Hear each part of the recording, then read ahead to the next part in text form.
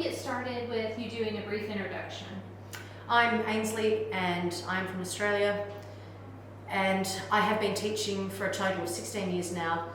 The first 13 years of my teaching was in Australia, where I taught a variety of year levels from what Australia calls prep all the way up to grade 4. And my last 3 years I was head of English in a bilingual school in China. So I spent 3 years there teaching grade 1, which is the year 2 equivalent of what we are at the minute, which, you know, is my favourite year level. I love that element about the children anyway. Yeah. Very good, very good. Well, Ainslie, let's get started by talking about reading comprehension. It's obviously a crucial link to effective reading, which links to academic success. So how do you teach reading comprehension to your little ones? Like, comprehension as a whole and then reading comprehension are kind of closely linked. You know, children have their stages of development where they remember things as well, and, you know, comprehension of reading materials is the same thing. So initially you would start off with literal questions, you know, what did the cat do?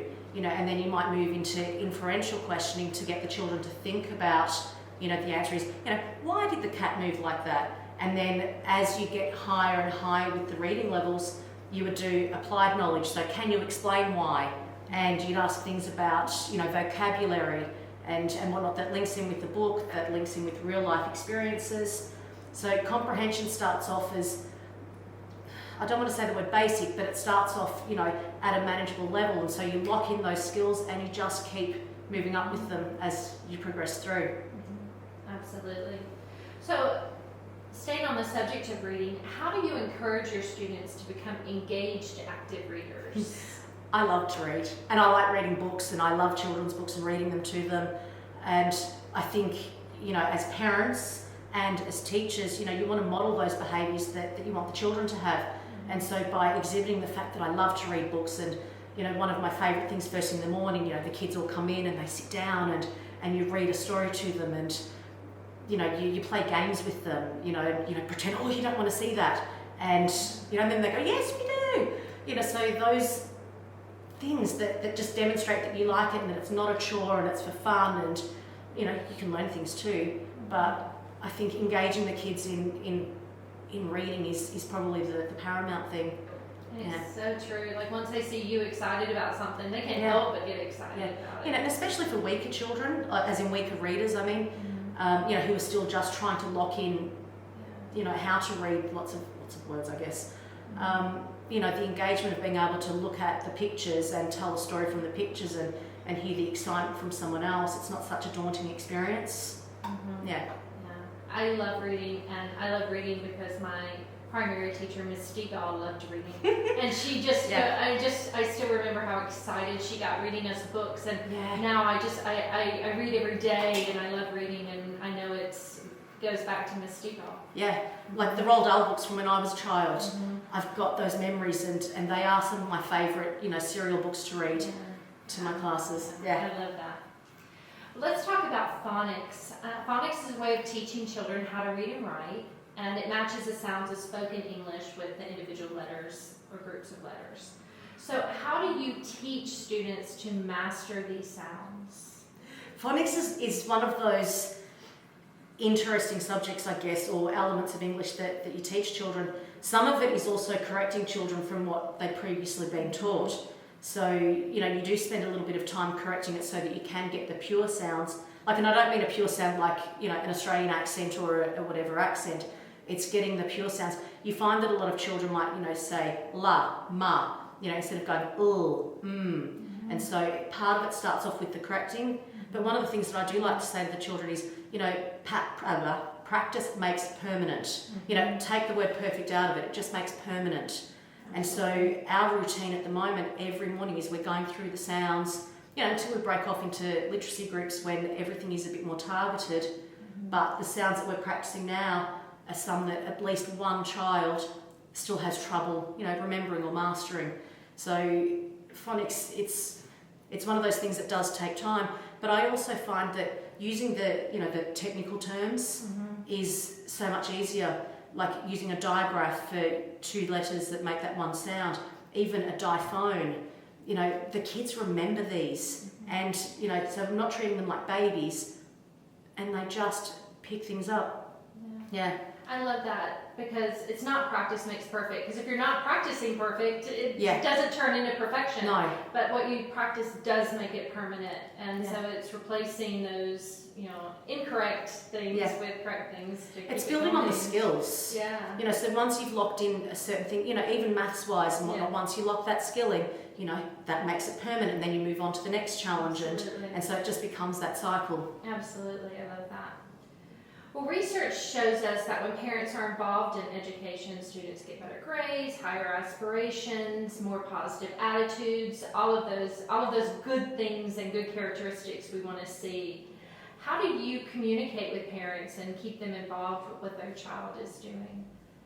Well, there's so many ways. The formalised ways is through parent-teacher conferences and reports, but then you just have those general conversations, and you have your emails, or even the way that you're communicating or giving feedback to the children, works its way back to the parents. Mm-hmm. John Hattie's done a lot of research and things on, what helps and hinders students, and parents is, one of those higher elements, even above a lot of things like homework and things, which are still important in certain cultures and certain schools and whatnot, but the parents having that relationship with the school is more important than so many other things. And I think that level of respect between parents and school, and their teachers and what we're trying to do, and that, we have a class full of children, those elements make it, worthwhile for us to come to work every day. But it just shows that partnership works really clearly. And so open communication is just a given and expected anyway. Yeah, and that research is just so strong, showing that parents' attitude about their child's academics carries over, and their children are going to start showing those same behaviors and attitudes. So, and that links back to the reading. Showing kids that you're passionate about something and whatever else. So doing that positive modelling for your children. Absolutely. Everything just links up together. It does. Yeah. It does. Use a different colour to colour in all of the non-living things. What was that other word we could use for non-living, Ian? Different. Well, yeah, they were different. It starts with a B sound. What was it, RJ? Oh, okay.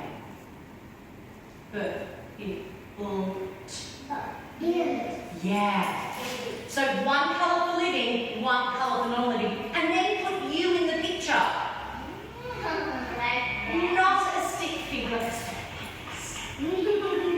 Well, we know that students don't all learn at the same rate. So how are you able to differentiate instruction to meet all of your students' needs? Differentiation, it is one of those broad things, and a lot of people just assume that they go, oh, okay, I've just got to give everybody different things. But it means so many other things as well. And so part of the differentiation, obviously at the beginning of any school year, is the language that you're using with the children.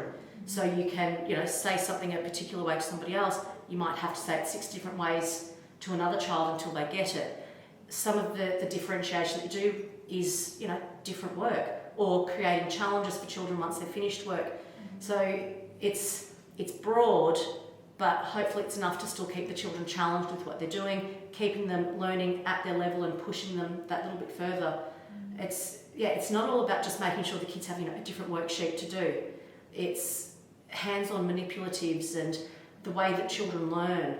Some children do learn better by, using tactile materials, and so you have to do your best, in every situation to try and make sure that you cater for as much of that. Yeah, absolutely. And talking about those tactile things, let's talk about a typical math lesson in your classroom. I know you bring math to life and right in front of them. So what does that look like? A typical lesson for me starts with, an introduction. And so the introduction might be something we did the other day, anything, just to get the kids back into, thinking with maths brain. A lot of kids do struggle sometimes with maths because it is black and white. You're either right or you're not right. And so bringing a link back to something we've previously done, you spend 5 minutes or so engaging the kids in what we're doing, bringing their head around, and then start your introduction of, what we're going to do. At the moment, that consists of a lot of slideshows, so that we can, this morning we were doing, the jumping strategy, and, skip counting, by tens as we're moving along, and then the ones. So you have that bit of your introduction, and then the main bulk of the lesson is the kids working on something, and whether, sometimes that is just a worksheet, sometimes that is playing games, sometimes it is, getting concrete materials out for things. Today we used a dice to do our jumping on strategies, so the kids played with partners, and just sharing that knowledge, which I think in maths is really important, especially for children who do find it a challenge, or more so a challenge than what they actually are capable of. They get a little bit scared sometimes. And so working with a peer partner, you can learn off each other and whatnot. And then towards the end, hopefully if there is time, we are able to come back together and share something about the day. If somebody's worked out a different way of doing what we've done, share the love and I don't know, the kids, like it. Absolutely. So let's talk about assessment. So that's that snapshot where you're able to tell if a student is meeting your objectives and completing the work and the tasks and activities. So can you talk to everyone about how you assess your students formally and informally and what that looks like? Yeah, well, the formal way of assessment takes two avenues, I guess. You've got your standardised assessments, that can put the children, I guess, as an age-based thing or amongst, similar schools and things like that. And that is important sometimes as well. You've got your other formalised assessment, which becomes an end-of-unit test or whatnot. I do actually prefer the word assessment because I think test just gives that connotation of panic in a lot of people. So the assessments that we have, we'll do a spelling assessment, but the way that we're doing it at the moment is that it's a phonics-based assessment. So I'm not giving them a bunch of random words that have no connection. It's, this week we're doing R like in car. So it's the digraph A-R, but it makes the one sound. And so the kids brainstormed all of these words, and that becomes part of, that anecdotal assessment. We've got a car up on our wall now that's got these words that they made up. So there's assessment that way that just happens naturally, and you go, okay, and need to go and work with this person and remind them, and be a little bit stronger or be a bit more supportive for them. And the formalised just becomes those things that sometimes you have to do, and sometimes they give you a really good indication of where the children sit. Like I was explaining with the phonics before, I've given all of my children a formalised phonics assessment so I can see where the gaps are and where the pure sounds don't exist and what we need to work on and how good they are at decoding words. So I have that snapshot that I've formally done, but I've got that in the back of my mind always to remember who needs what and what their strengths and weaknesses are. So it's an important element, and it does have to happen because we want to see growth, we want to see achievement. For the age of the children now, a lot of it is anecdotal. So, you see those light bulb moments and, they get you happy. Yeah. I love those light bulb moments. Well, you have a very strong background working with students who are English language learners. How do you support those non-native English speakers in your classroom? When I first moved to China, and it was a bilingual school, and, English was a limitation for a lot of the students that we had. My first year there I taught prep children, so that's the kindergarten age children here.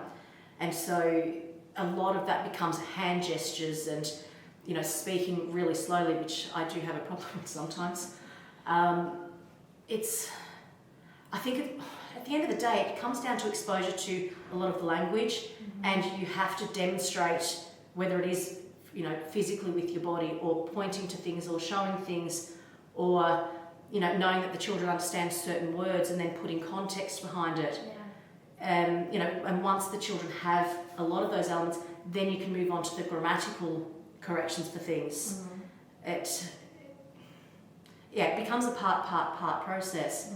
And some of those kids you can say, we don't say I go, we say I went. And some of those kids will lock that in, and some of them, like the differentiation, it just becomes a process of, baby steps at a time, I guess.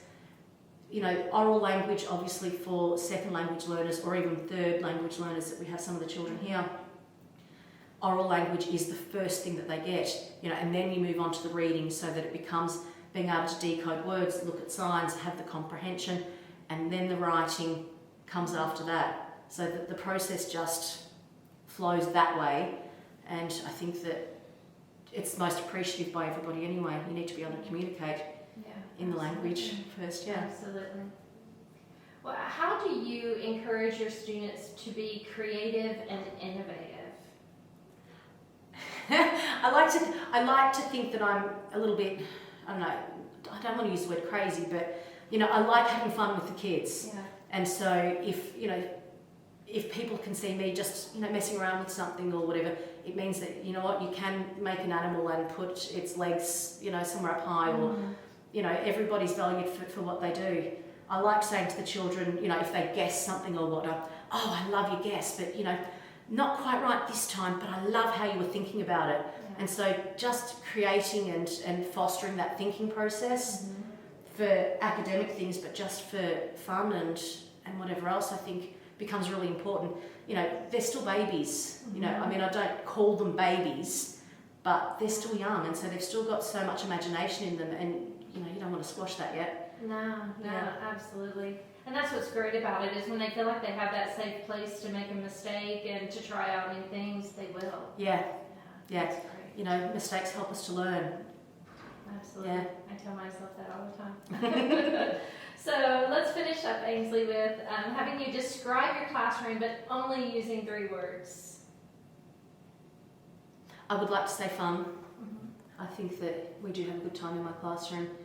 Safe, I think, is a word I'd use to describe my classroom, which means everybody's valued. Oh, I probably should have said valued. I could have made that my 3rd word. But safe, from they are valued. Their thoughts are appreciated. We make mistakes. We're learners, and it's part of that process. And then one more word. Oh, maybe just educational. I also like pointless but interesting information. But I like teaching real stuff too. Yeah. I love that. And I love your energy, and everything that you do in the classroom just spills over, and you can see your students just so excited walking into your room. They need to see that mistakes can happen. Absolutely. And they're expected, and we're at school, and it's part of life. Absolutely. Thanks so much, Ainslie. My pleasure.